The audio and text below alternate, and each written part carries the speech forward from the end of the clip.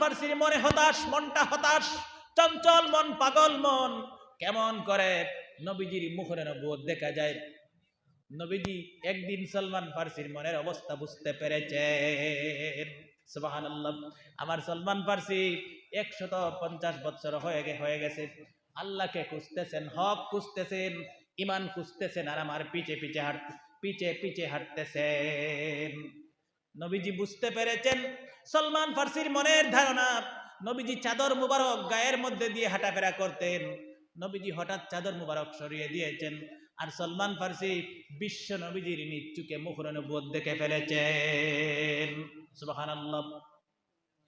কিতাবের মধ্যে লিখতেছেন, যেই মাত্র সালমান ফার্সি নবীজির মুখর নবুয়ত দেখেছেন, আর সহ্য করতে পারেন নাই, চিৎকার মেরে বুকের মুখে বলে দিলেন, লা ইলাহা ইল্লাল্লাহু মুহাম্মাদুর রাসূলুল্লাহ সাল্লাল্লাহু আলাইহি ওয়াসাল্লাম। এই কথা বলার মূল উদ্দেশ্য হলো মুসলমান আমল করতে হবে, মুসলমান আমল করতে হবে।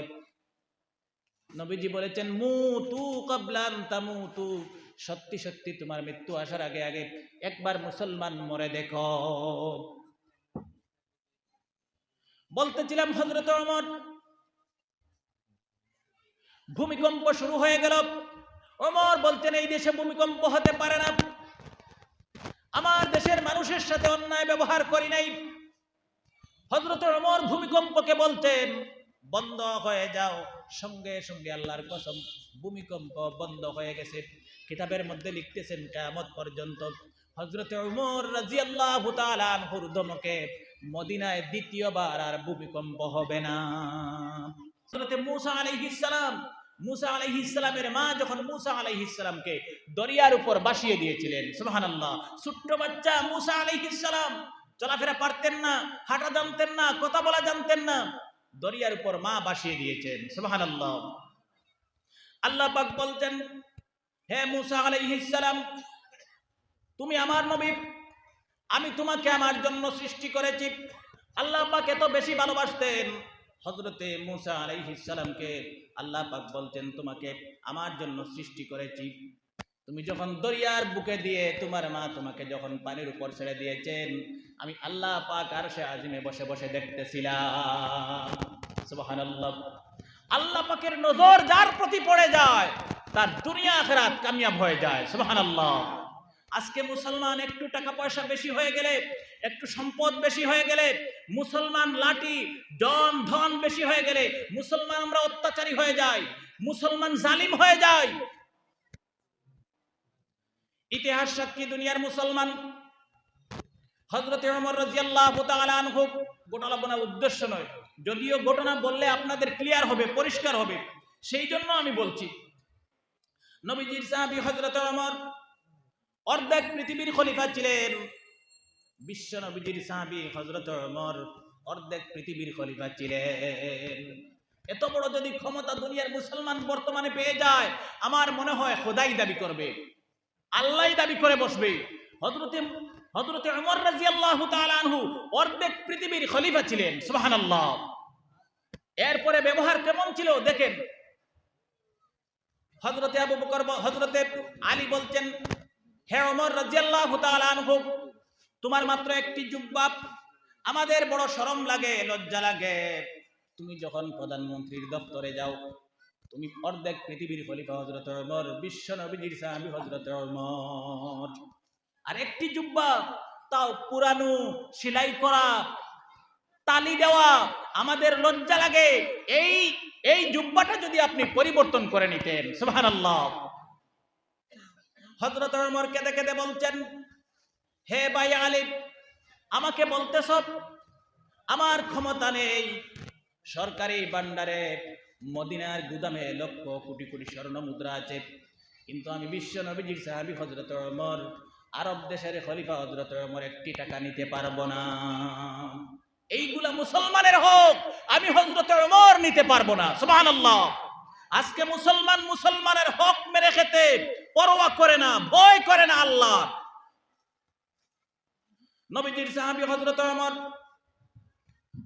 এত দলিলুল কদর সাহাবী, কিতাবের মধ্যে লিখতেছেন, একদিন হযরতে আবু বকর সিদ্দিক রাদিয়াল্লাহু তাআলা আনহু একটি ঘরে প্রবেশ করলেন, বাচ্চারা খেলাধুলা করতেছে। আবু বকরকে দেখে বাচ্চারা চলে যায় নাই। একটু পরে নবীজি, বিশ্বনবী জনাবে মুহাম্মদুর রাসূলুল্লাহ সাল্লাল্লাহু আলাইহি ওয়াসাল্লাম সেই ঘরে প্রবেশ করলেন। আবু বকর যে ঘরে প্রবেশ করেছেন, কিছুক্ষণ পরে বিশ্বনবীজি প্রবেশ করলেন। বাচ্চারা খেলাধুলা করতেছে, চলে যায় নাই। আরো কিছুক্ষণ পরে নবীজির জলিলুল কদর সাহাবী হযরত ওমর রাদিয়াল্লাহু তাআলা আনহু সেই ঘরে প্রবেশ করলেন। বাচ্চারা খেলা বন্ধ করে পালিয়ে গেছে। সুবহানাল্লাহ। আবু বকর ঢুকলেন, নবীজি ঢুকলেন, বাচ্চারা খেলা বন্ধ করে চলে যায় নাই।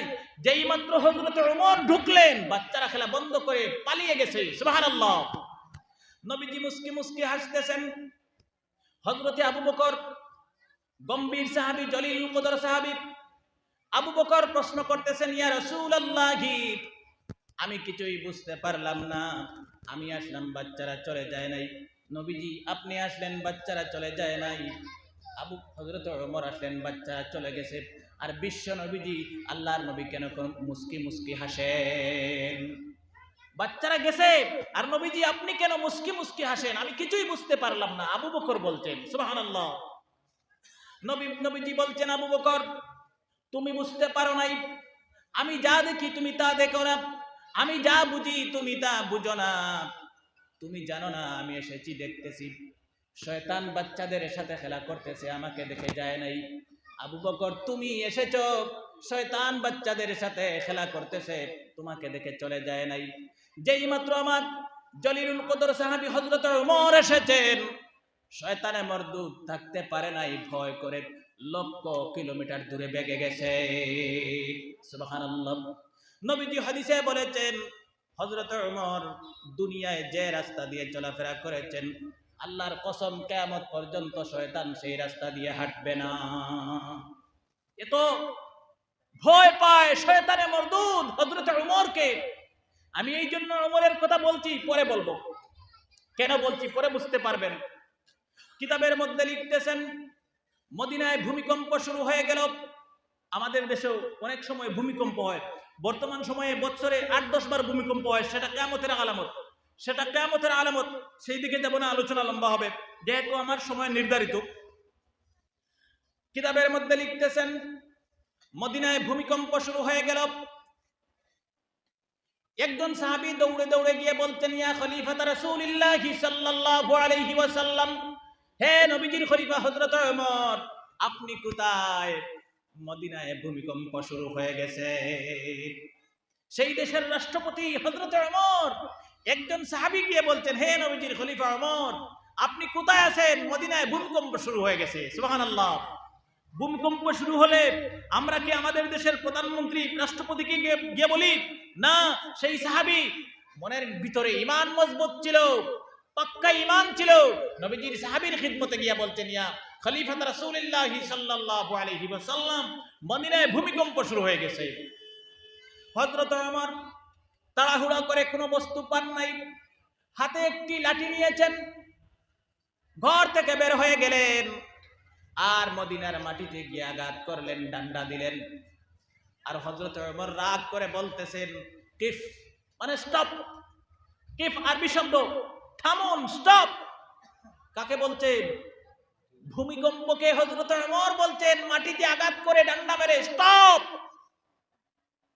তিনি একজন রাষ্ট্রপতি ছিলেন, ক্ষমতাবান ব্যক্তি ছিলেন, অর্ধেক পৃথিবীর খলিফা ছিলেন। এই কথা বলার জন্য আমি বলছি, আমাদের টাকা হলে, সম্পদ হলে, পলিটিক্যাল পাওয়ারে গেলে মানুষকে আমরা শোষণ শুরু করে দেই, অত্যাচার শুরু করে দেই, জুলুম, অন্যায়, অবিচার শুরু করে দেই।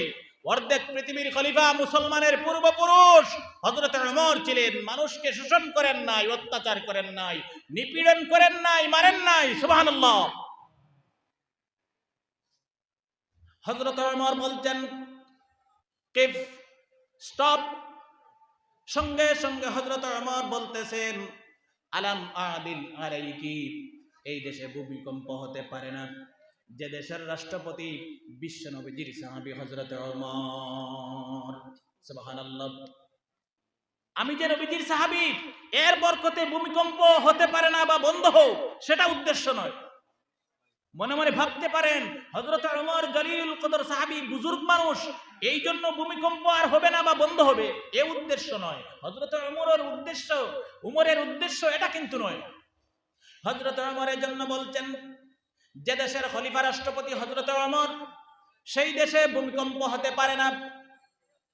এর মানে হলো আমার দেশে আমি মানুষকে জুলুম করি নাই, অন্যায় করি নাই, অত্যাচার করি নাই, অবিচার করি নাই।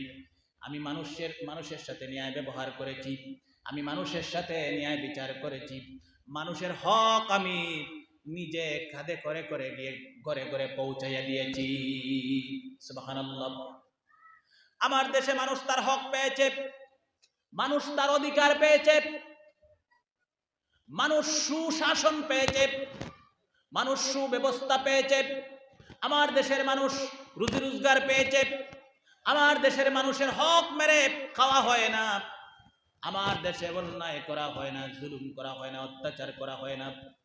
আমার দেশে ন্যায় প্রতিষ্ঠিত হয়েছে, এমন ভাবে ন্যায় প্রতিষ্ঠিত হয়েছে, কিতাবের মধ্যে লিখতেছেন হযরত ওমরের যুগে জঙ্গলের বাঘ আর হরিণী একসাথে এক ফিল্ডে চলাফেরা করত। সুবহানাল্লাহ। এক মাঠো হরিণী ঘাস খাইতো, বাঘে বসে পাহারা দিত, বাঘ হরিণীকে ধরতো না। পশু পক্ষীর সেন্সের মধ্যেও আল্লাহ পাক সেই মনোভাব তৈরি করে দিয়েছিলেন, এই দেশে জুলুম অন্যায় অত্যাচার হয় না, এই দেশের রাষ্ট্রপতি হযরত ওমর। সুবহানাল্লাহ। পশু পক্ষীর সেন্সেও আল্লাহ পাক সেই জ্ঞান দিয়ে দিয়েছিলেন। আপনি সৎ হন, মানুষের সাথে ভদ্র ব্যবহার করেন, জঙ্গলের পশু পর্যন্ত আপনাকে মর্যাদা দেবে, সম্মান দেবে। সুবহানাল্লাহ। হযরতে সলমান, আমি সেই ঘটনা পরে বলবো। হযরতে সলমান ফার্সিকে আপনারা চিনেন তো, নাম তো নিশ্চয়ই শুনেছেন। হযরতে সলমান ফার্সি, লম্বা ঘটনা।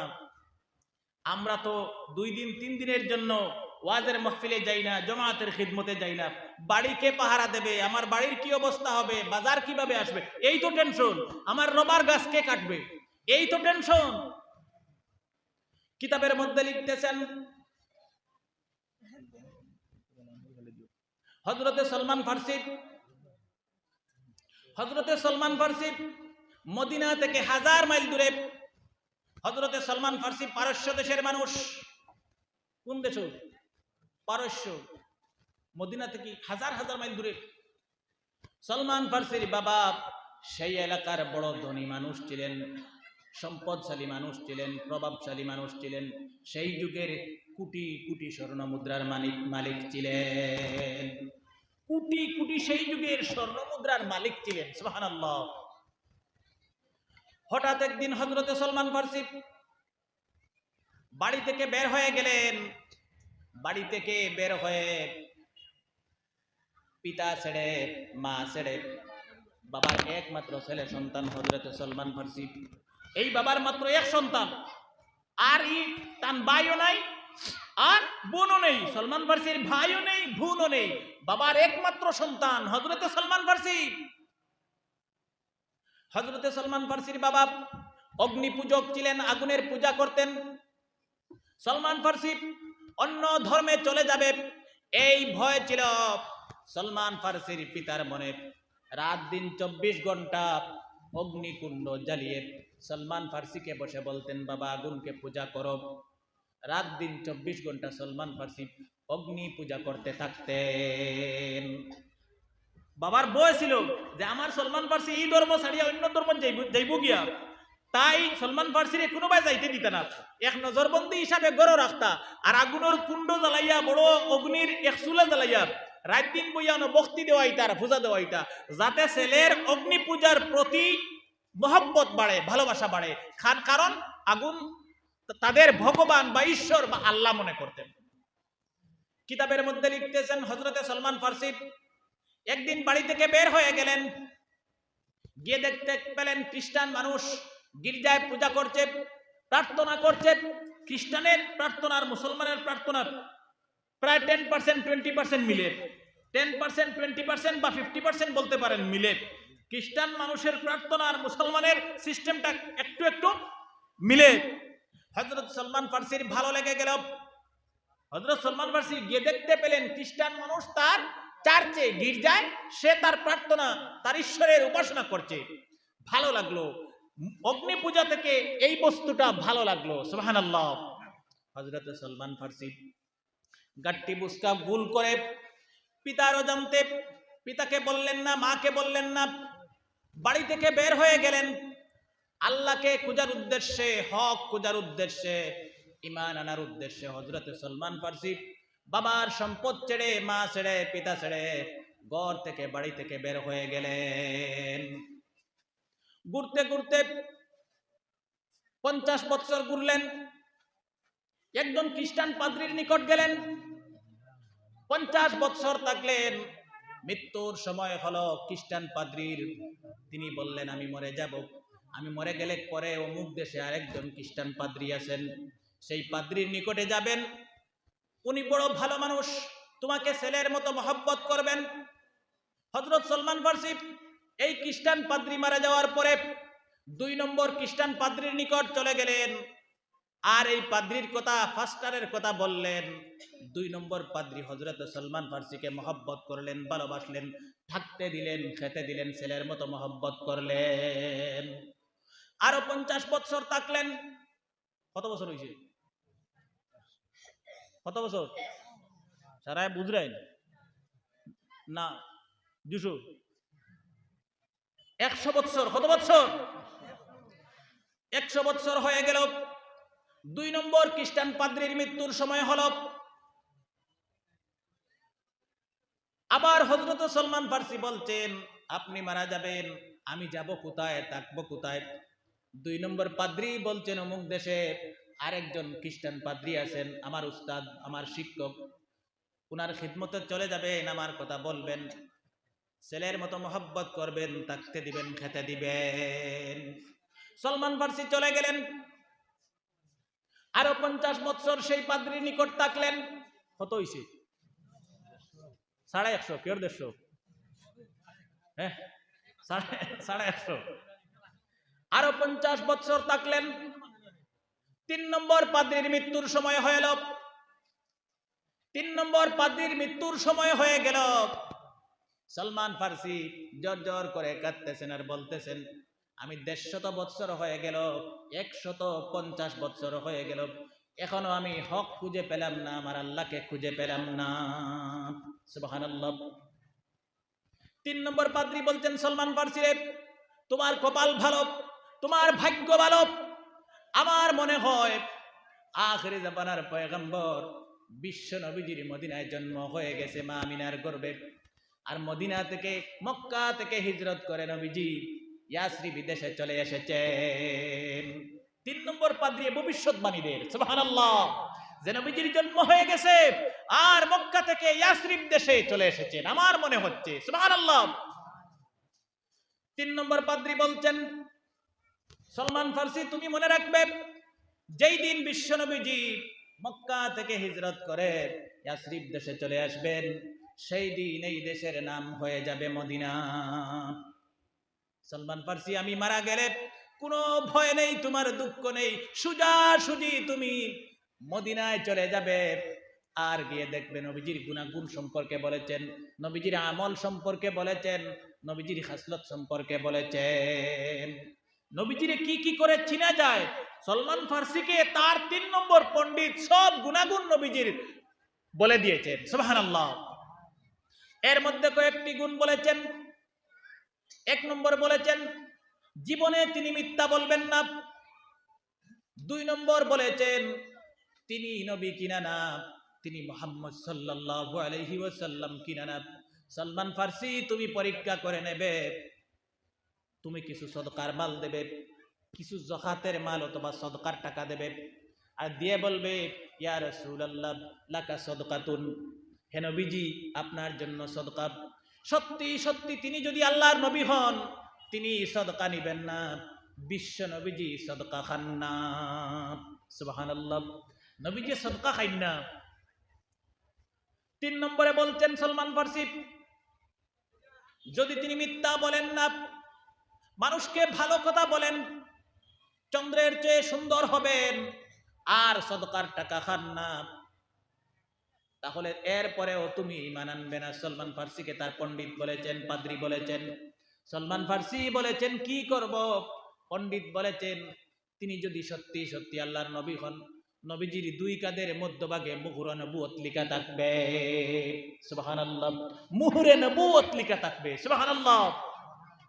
হযরত সালমান ফারসি বলছেন মুহুরে নবুয়ত কি বস্তু?